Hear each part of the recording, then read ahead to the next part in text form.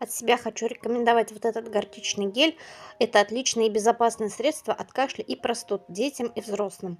Это обычный традиционный гортичник, только в новом формате. Это мягкий разогревающий гель для растирания на основе сибирских трав. Отлично впитывается и помогает при переохлаждении для взрослых и детей от 3 лет. При первых симптомах недомогания и в составе комплексной терапии ОРВИ помогает справиться с насморком. Нужно натереть на ступни, одеть теплые носочки и натереть на грудную клетку и на спину.